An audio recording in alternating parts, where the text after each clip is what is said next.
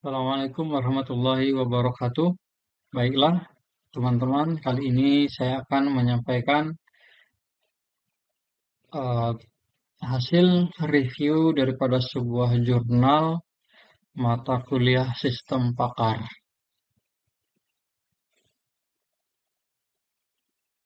Adapun jurnal yang saya review berjudul Statistical Assessment on Student Engagement in Asynchronous Online Learning Using the Cummins Clustering Algorithm.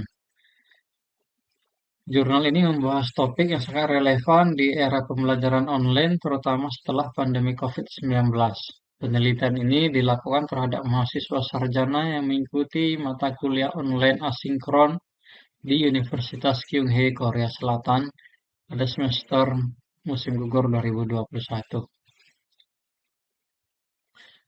Adapun latar belakang daripada penelitian ini, yaitu peneliti menyoroti pentingnya keterlibatan mahasiswa dalam pembelajaran online sebagai faktor kritis untuk mencapai hasil belajar yang bermakna. Mereka mengacu pada model 3 faktor keterlibatan yang dikemukakan oleh Frederick et tahun 2004 yang meliputi keterlibatan perilaku, emosional, dan kognitif. Adapun tujuan daripada penelitian ini, yang pertama yaitu memeriksa korelasi antara perilaku log mahasiswa, meliputi kehadiran, penyelesaian tugas, partisipasi diskusi, dengan persepsi keterlibatan mereka. Tujuan yang kedua yakni mengelompokkan mahasiswa berdasarkan pola keterlibatan menggunakan algoritma Cummins clustering. Tujuan yang ketiga yaitu menganalisis perbedaan antar kelompok terkait perilaku log, interaksi dosen mahasiswa, interaksi antar mahasiswa, dan hasil belajar yang dirasakan. Adapun metode pada penelitian ini, metode pengumpulan datanya ada dua, yaitu data log perilaku mahasiswa dari LMS dan survei kuesioner untuk mengukur persepsi keterlibatan interaksi dan hasil belajar. Sedangkan metode untuk analisis datanya yaitu analisis korelasi antara perilaku log dan persepsi keterlibatan. Pengelompokan mahasiswa menggunakan algoritma Cummins clustering, analisis perbedaan antar kelompok menggunakan SE. Sampel penelitian terdiri dari 203 mahasiswa yang merespon survei dari total 496 mahasiswa yang terdaftar dalam kursus. Adapun hasil dari penelitian ini yaitu indikator kuantitatif perilaku online mahasiswa tidak cukup untuk mengukur tingkat keterlibatan. Korelasi antara perilaku log dan persepsi keterlibatan sangat lemah. Mahasiswa dapat dikelompokkan menjadi 2 klaster berdasarkan persepsi keterlibatan. Klaster yang pertama, mahasiswa dengan keterlibatan rendah, sekitar 33,5%, dan klaster kedua, mahasiswa dengan persepsi keterlibatan tinggi, 66,5%. Terdapat perbedaan signifikan antar kelompok dalam hal interaksi dosen mahasiswa, interaksi antar mahasiswa, dan hasil belajar yang dirasakan. Namun, tidak ada perbedaan signifikan dalam perilaku log atau kehadiran, penyelesaian tugas, dan partisipasi diskusi.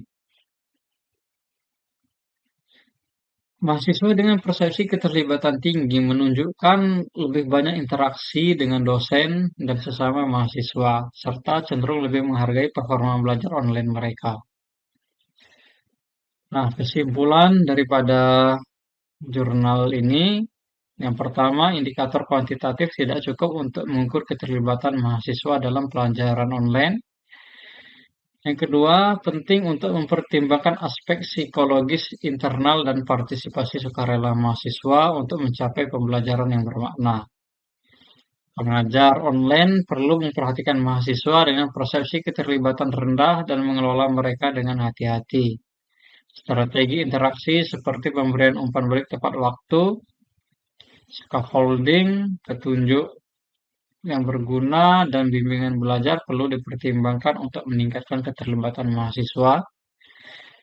Yang kelima, strategi untuk meningkatkan interaksi antar mahasiswa seperti umpan balik sejawat, diskusi kelompok kecil, dan ice breaking juga penting untuk diterapkan. Dari sisi analisis mendalam ada kelebihan dan juga ada keterbatasan. Kelebihan yang pertama, pendekatan komprehensif. Ya, penelitian ini menggabungkan data objektif dan subjektif, memberikan gambaran yang lebih lengkap tentang keterlibatan mahasiswa. Metodologinya kuat, penggunaan algoritma Cummings clustering dan analisis statistik memberikan dasar yang solid untuk temuan penelitian. Relevansi tinggi. Topik keterlibatan mahasiswa dalam pembelajaran online sangat relevan dengan tren pendidikan saat ini, terutama pasca pandemi COVID-19. Implikasi praktisnya, hasil penelitian memberikan wawasan penting bagi pengajar online untuk meningkatkan efektivitas pembelajaran. Adapun keterbatasannya, yang pertama generalisasi terbatas. Sampel terbatas pada satu universitas dan satu mata kuliah yang mungkin mempengaruhi generalisasi hasil. Faktor eksternal, penelitian tidak membahas faktor-faktor eksternal lain yang mungkin mempengaruhi keterlibatan mahasiswa seperti motivasi pribadi, latar belakang teknologi, atau kondisi belajar di rumah. Kurangnya analisis kualitatif. Tidak hanya data kualitatif membatasi pemahaman tentang alasan dibalik keterlibatan mahasiswa. Periode waktu terbatas. Penelitian dilakukan dalam satu semester yang mungkin tidak menangkap perubahan keterlibatan mahasiswa dari waktu ke waktu. Nah, ini kemudian ada implikasi penelitiannya, yaitu desain instruksional, personalisasi pembelajaran, evaluasi keterlibatan, dan pelatihan pengajar.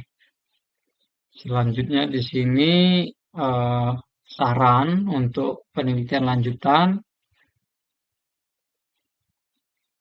Yang pertama, studi longitudinal, yaitu melakukan penelitian jangka panjang.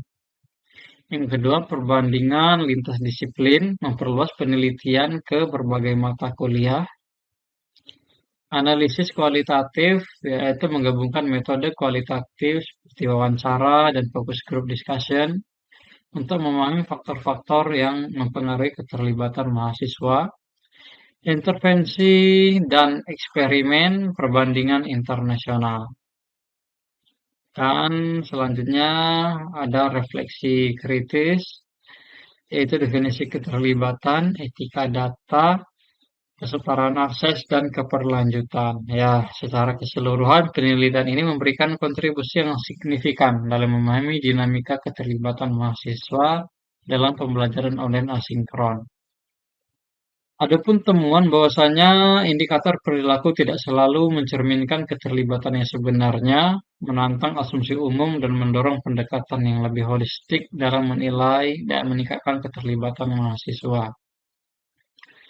Penelitian ini juga menekankan pentingnya interaksi dan aspek psikologis dalam pembelajaran online yang dapat menjadi panduan berharga bagi pengajar dan institusi pendidikan dalam merancang dan mengelola kursus online yang lebih efektif. Itu saja presentasi dari saya. Mohon maaf atas segala kekurangan. Wassalamualaikum warahmatullahi wabarakatuh.